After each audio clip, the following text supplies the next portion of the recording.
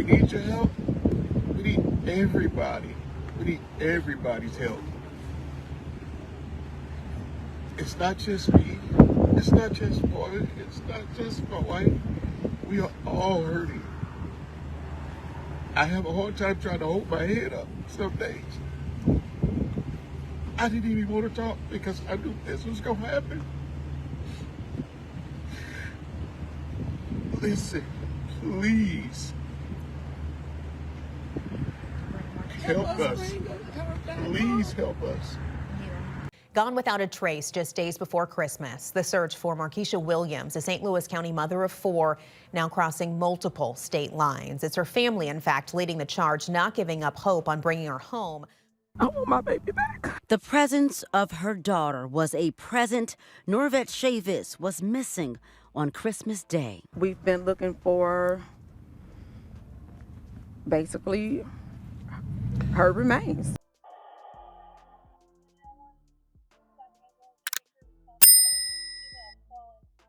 On Wednesday, December 20th, a St. Louis, Missouri mother of 4 will wake up early in the morning to prepare for her workday. She needed to get her kids dropped off to different locations before she was due to be on the clock by 7 o'clock that morning. The last time she was seen on camera will be outside of her mom's home at 6:04 a.m., heading towards her car after she dropped off one of her kids. Her Jeep was also on video surveillance in front of a daycare where her 1-year-old son went. On that video in front of the daycare, her kid's father, Trenton, is the one seen going to the car after taking their son inside. According to their 11-year-old son, he would allegedly tell family members that his mother and father were arguing that morning before they dropped him off at school. The last time both parents were seen were around 6:30 a.m. when they took their older kids to school. However, later that evening, Marquisha's mother started to grow concerned because she did not pick her kids up after school. So 29-year-old Marquisha Williams and 31-year-old Trent Ivy were nowhere to be found, and their phones were going straight to voicemail, causing a great panic amongst their family. Marquisha Williams' family was desperately searching for the 29-year-old medical assistant after she was last seen on December 20th, 2023, in the early morning hours. She was said to have dropped one of her kids off over her mother's house, and that would be at 6:04 a.m., and this is the last time she was seen alive. She then dropped off her son at daycare near Grand and Cook in St. Louis, and this is when you see the kid's father, Trent Ivy, on the camera walking out of the daycare after taking the 1-year-old son inside. Then the parents dropped off their other 2 kids at school near I-70 and Shreve Road around 6:30 a.m. at the St. Louis Catholic Academy. Marquisha was supposed to be at work at 7 a.m. in O'Fallon, Missouri, which was about a 35-minute drive, but she never showed up for her scheduled shift. Now, according to Marquisha's mother, the 2 were not together in a relationship and lived separately, so it is unknown if it was a part of their normal routine for him to be there to drop the kids off in the mornings. Once the mother of 4 did not pick up her kids that afternoon after school from her mother's house, this is when her mother became gravely concerned. Marquisha's mother said she really knew something was not right, though, when she tried calling her multiple times and her phone kept going to voicemail. Initially, Marquisha and Trenton were both reported missing by their families because neither one of them were able to be found that day. Marquisha's family would speak to the local news to see if anyone had seen or heard from her, and also to make people aware that there were 2 people missing. Marquisha's family says she definitely would never leave her kids because she was way overprotective of them. However, 2 days into the search, Trenton would be found and arrested in Racine, Wisconsin on charges of using a dangerous weapon, resisting arrest by an officer, and fleeing from an officer in a vehicle. See, he was driving Marquisha's vehicle, which had been reported missing as well, according to the police. The family had given the license plate number, and it was picked up by the cameras in Chicago, Illinois, then in Racine, Wisconsin. And that is where the traffic stop went down. Detectives said they found blood and biological material in the Jeep along with the personal items that belonged to Marquisha, but sadly, no Marquisha was present. Detectives were made aware in St. Louis that Trenton was in custody in Racine, and the 2 families were updated. This really took a tragic turn because now Marquisha's family was even more desperate to find her as they were feet to the ground searching for her daily. Marquisha's family would plead for the public's assistance in locating her throughout the Metro East area of St. Louis, but every day came up empty-handed. Though Trenton was not speaking to investigators initially about what may have happened to Marquisha, he finally opened up and said she could be located off of the Interstate 55 in Illinois wrapped in a black blanket. Now, the information was very vague, and it was not telling if she was unalive or alive. So allegedly, for those few days that Trenton was missing, they found a hotel he was staying in Illinois, and the family would go there. And then they would plead for people in that area of Illinois to also search along I-55 and wooded areas. The St. Louis County Police Department eventually announced that a warrant was issued for Trenton Ivy in connection to the disappearance and unaliving of his ex-girlfriend, Marquisha Williams, a week after Marquisha went missing. The family was holding on to faith and hope that she could be found alive somewhere and just didn't want to take his word on it without her body. However, sadly, Trenton would tell the racing detectives that he had unalived her during a physical altercation while in St. Louis and then disposed of her body in an unknown location in Illinois. Trenton is currently being held without bond in Racine, Wisconsin, and St. Louis police are also trying to extradite Trenton back from Wisconsin to face his charges. According to the family, the two separated earlier this year, and Marquisha was trying her best to co-parent with him, but she had finally moved on and started dating someone else. So this tragically seems like, if I can't have you, no one else will type of situation.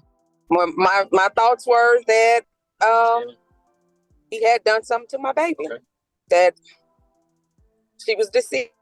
Chavis tells us the couple has a history of domestic violence. She hopes people will hear this story and take red flags seriously. Pay attention, pay attention, pay attention.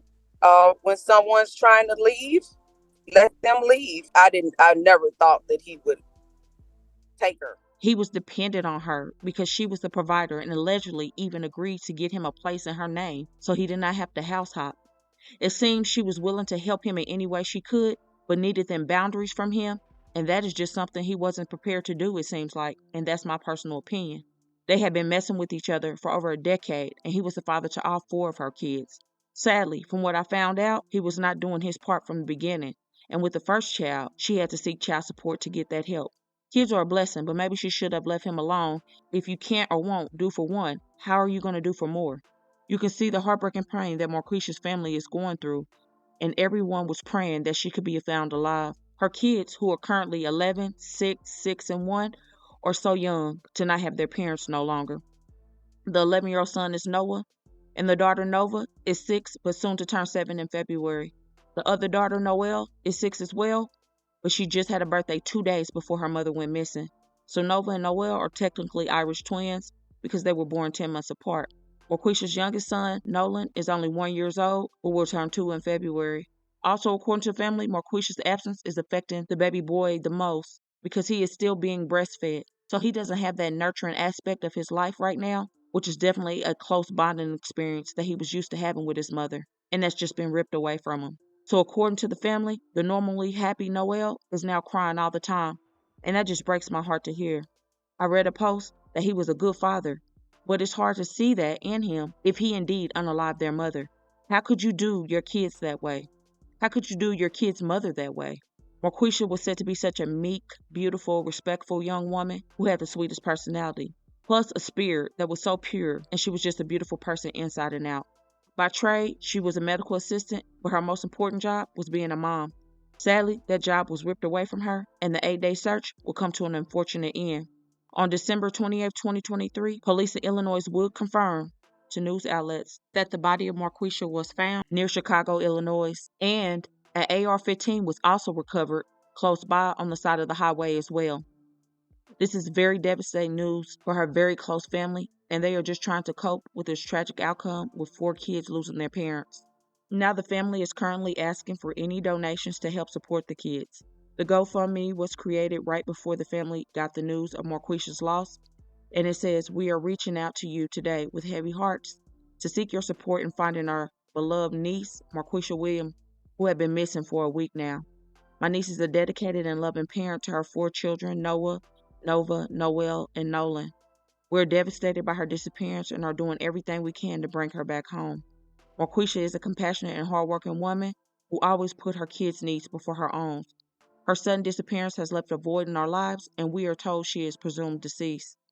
We have been working closely with authorities in the community to gather any information that could lead to her whereabouts. However, Marquisha's parents were dealt a horrible hand. They lost their daughter tragically, but gained 4 beautiful children that they are not financially prepared for. Although we have a close-knit and supportive family, neither parent have been able to work due to their dedication to searching for Marquisha and taking care of her 4 children.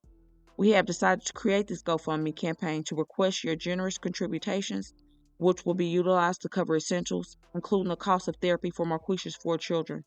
They have a lot of questions that we as a family aren't able to answer. They need professional help. My sister's home isn't big enough for the 4 children. Therefore, we need assistance with getting a larger home or making adjustments to the current situation so that this transition can go as smoothly as possible. Marquisha's children are extremely fragile right now. We want the children to be as comfortable as they were in their own home.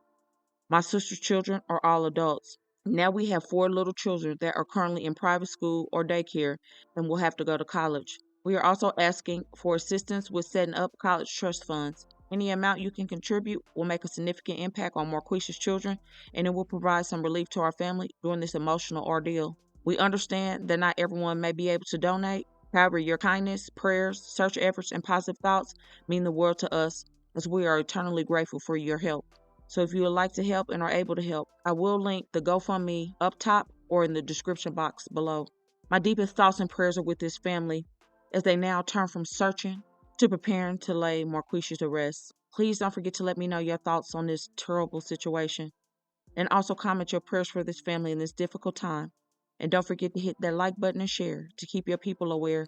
And as always, remember, stay woke. Things change quickly.